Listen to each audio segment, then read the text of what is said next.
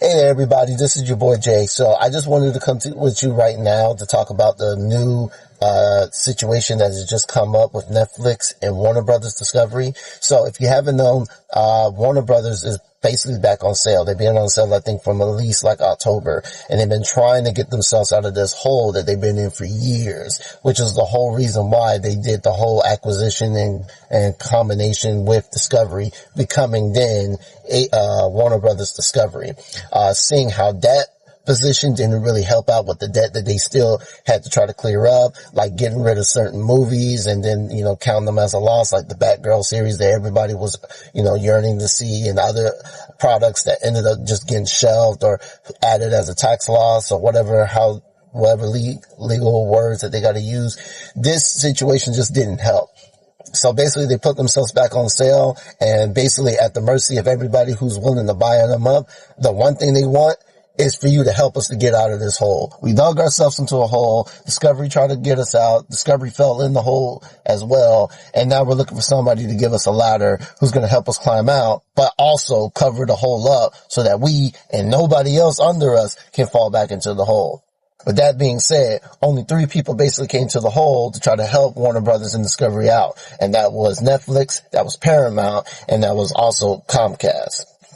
In this bidding war that was going on between those 3 stations, it looks like now Netflix has won the bidding war. Does that mean that they have fully acquired Warner Brothers Discovery? Just means that the bid that they put in to get them has now been basically given the thumbs up from Warner Brothers, and now they're going to move forward with the next process and steps to make sure that the fusion or the combination of the two actually happen. So what does this mean? Well, Netflix offered around $28 to $30 a share for Warner Brothers, and this is coming from Deadline and other sources as well. It says that Netflix will require Warner Brothers Studios and HBO Max's streaming assets. And that is probably like the biggest news and why you're going to hear a lot of people going out of their way to talk about this, because that means IPs like the Harry Potter series, DC Comics that are currently run by James Gunn, Game of Thrones, Dune, and the It series that's going on right now are all now going to be under the banner of Netflix if everything goes through. So imagine now, instead of buying HBO Max and watching those things on there, now you're going to be able to watch them on Netflix, where already there are a huge category of movies and shows that they already are streaming. Plus, Netflix already showing live sports, and HBO Max having certain contracts with sports as well. That just also flows over there as well. This makes Netflix basically an entertainment giant, bigger than what it already is, but it also limits the type of studios out there for writers to go send their scripts to by eliminating another filming studio. So now, just to keep it honest with you, not all the information that's gone out there. This is just the basic information that I'm getting from Deadline and other places like that. And so be patient, because a lot of this stuff is still going to be coming forth, as this came out only late last night. But one thing that I found interesting was Paramount's statement about the whole situation.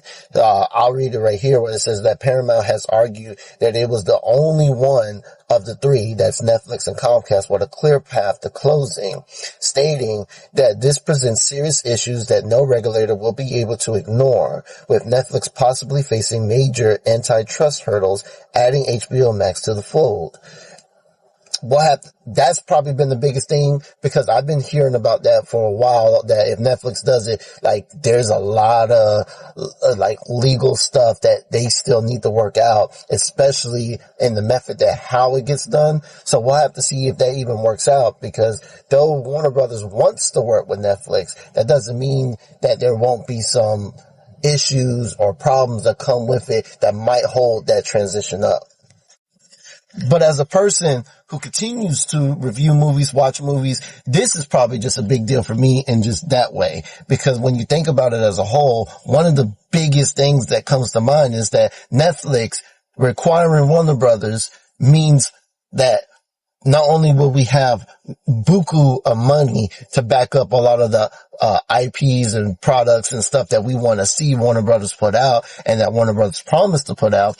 But this also lends into a big issue because Netflix does not put their stuff in theaters. So all these theatrical movies that were supposed to come out under the Warner Brothers banner, not just DC's banner, but just Warner Brothers Discovery in general, will now all be on Netflix. So will Netflix finally do what they've been fighting not to do for so long, and that's their model of keeping everything at home on their streaming service?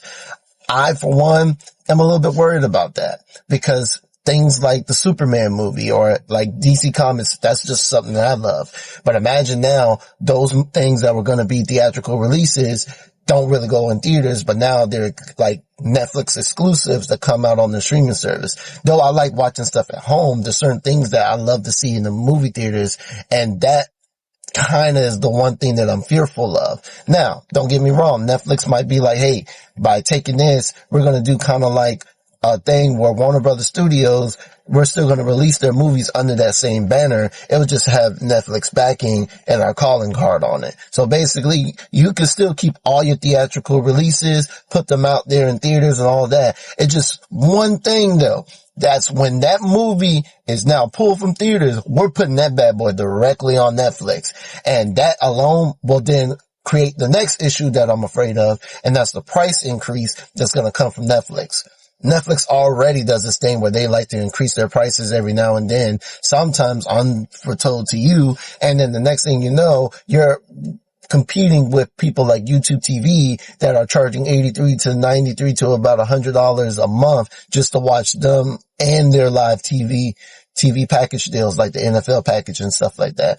I imagine now Netflix not only having live sports streaming on their platform, but now you have a big studio like Warner Brothers Discovery.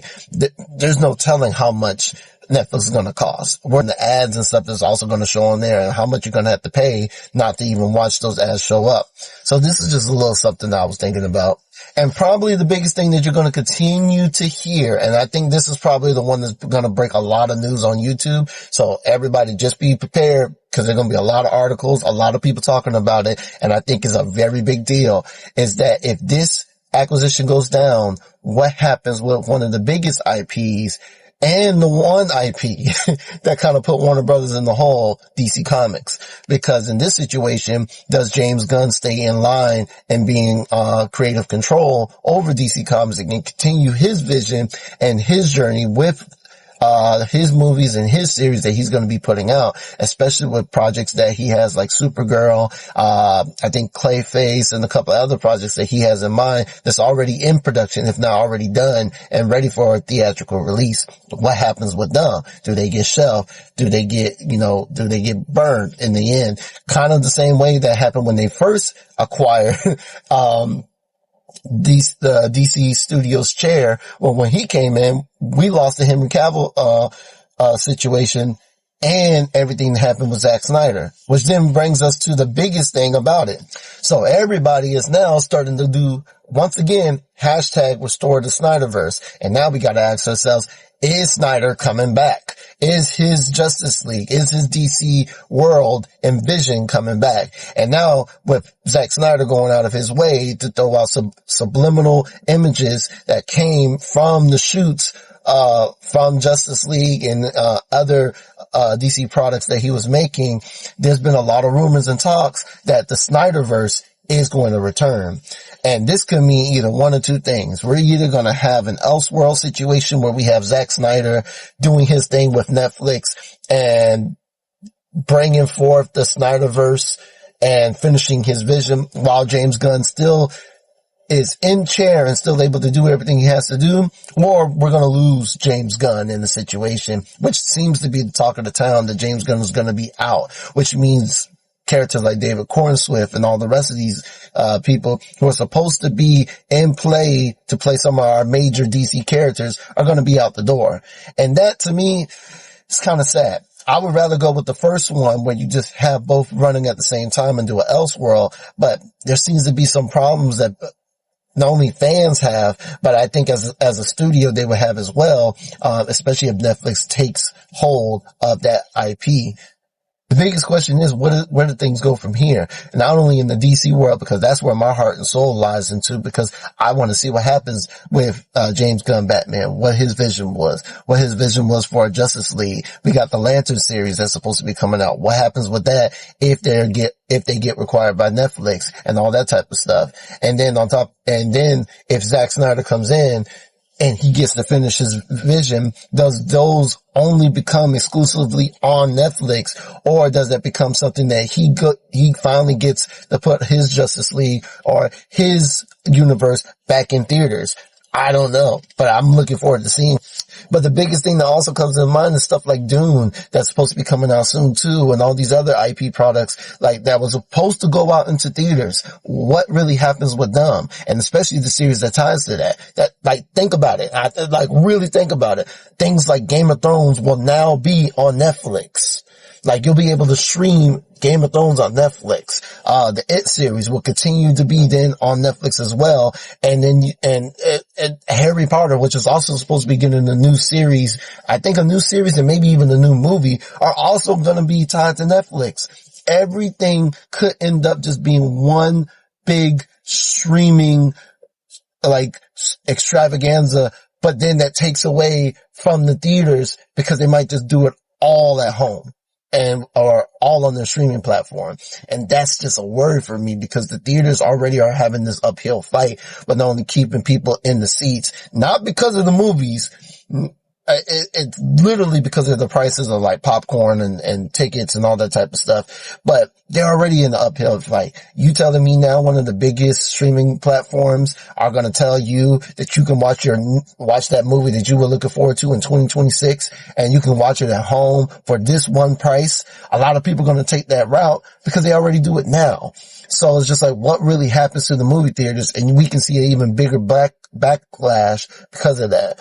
So this is just my thoughts. I just wanted to share that out there. Like I said, do your research as more information comes out. This is just the basic information I got. And I just wanted to bring this up as a person who reviews movies and is in the process of watching stuff that comes off Warner Brothers. Like, this is a big deal that's going to be moving forward, and it's going to do more than just affect the entertainment that we see, but it's also going to affect our pockets. So just keep this in mind, keep aware, and if any new information come out, I'll try to share it. But if not, guys, keep your ear open out there to it, and remember, do what's best for you and your family, but also enjoy what you got going on now, because we don't know what 2026 has to look forward to.